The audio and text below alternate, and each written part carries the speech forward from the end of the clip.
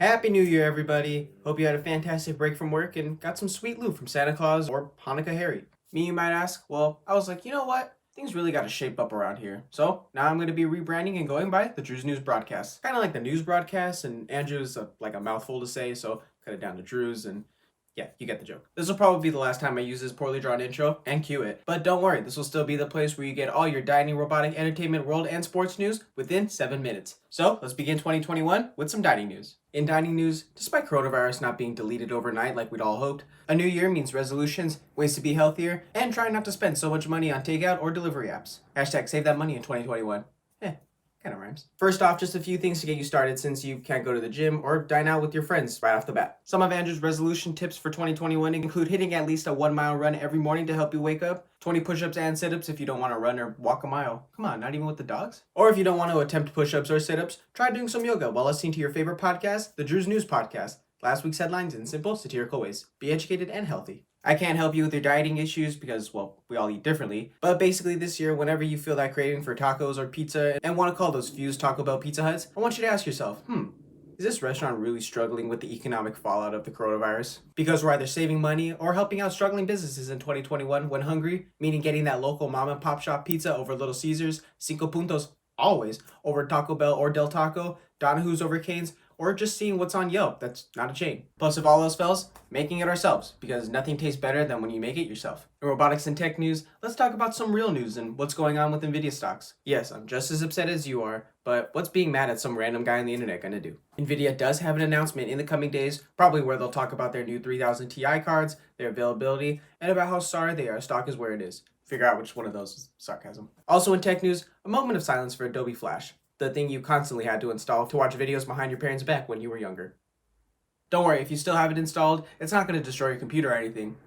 Oh, wait a second. According to Mac Rumors, Adobe recommends users uninstall Adobe Flash from their computers to help protect their systems. According to Adobe on their website, quote, uninstalling Flash Player will help secure your system since Adobe does not intend to use Flash Player updates or security patches after the EOL date. Adobe will block Flash content from running in Flash Player beginning January 12th, 2021, and the major browser vendors will continue to disable Flash Player from running after the EOL date. Ending on a heartwarming note, according to CNN, Nintendo of America, along with Starlight Children's Foundation, continues to deliver video game stations, built with Super Mario Party and Zelda Breath of the Wild installed, to kids who are seriously ill around the country. According to one doctor, they couldn't express more delight for the gaming stations as they impact the lives of the children, families, and those all around. A press release on PR Newswire wrote, quote, since launching the partnership in 1992, Starlight and Nintendo of America have delivered more than 7,200 Starlight gaming stations to hundreds of hospitals across North America, bringing smiles to an estimated 11.6 million seriously ill children.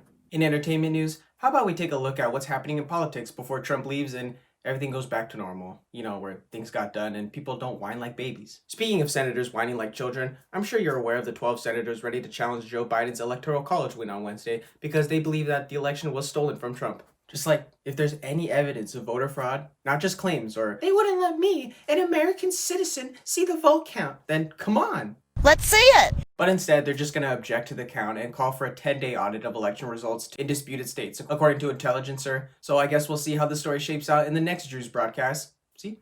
Kind of rolls off the tongue. It's got a nice little ring to it. Also in entertainment news, don't you just love the fact that he's going to be gone in a few days? Also, America's sweetheart Dr. Fauci was on ABC's This Week on Sunday speaking with Martha Raddatz and immediately clapped back by saying, quote, there's no running away from the numbers, Martha. It's something we absolutely got to grasp and get our arms around and turn that inflection down by very intensive adherence to the public health measures uniformly throughout the country, with no exception.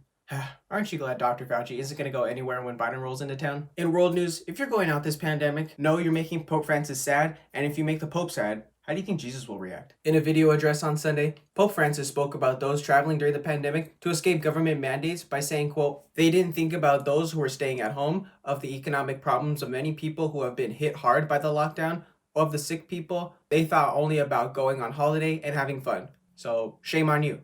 That was from me. Also in world news, after a missile barrage 4 days ago, Aden International Airport in southern Yemen reopened to commercial flights on Sunday, according to AA.com and the Transport Minister Abdel Salam Hamid. On December 30th, the airport was struck with tragedy when reports of 3 blasts are said to have hit the port where the newly formed Yemeni government landed. The attack, according to AA, killed at least 26 people and injured more than 100 attending the landing. However, no group or organization has claimed responsibility for the act at the time of recording, which Hamid dubbed a coward terrorist act. Wrapping up with sports news, no, my Chargers didn't make the playoffs. And your team probably didn't make it either, depending on the Rams-Arizona game or wherever you're watching this video. But hey, I think we can all be happy at the fact that the Patriots will not be near the Super Bowl at all this year, or probably in years to come. Let me know in the comments who your team is and who you think is going to go all the way to the Lombardi Trophy and a trip to Disney World. Man, they probably make so much just for saying that one line. Also in sports news, the NBA started back up while I was gone, which means over the months, we'll answer the questions like, can Steph Curry bear all the weight in Golden State? Can a 36-year-old LeBron and AD do it again? Are the Nets actually good? And is a masked Kawhi going to be legendary?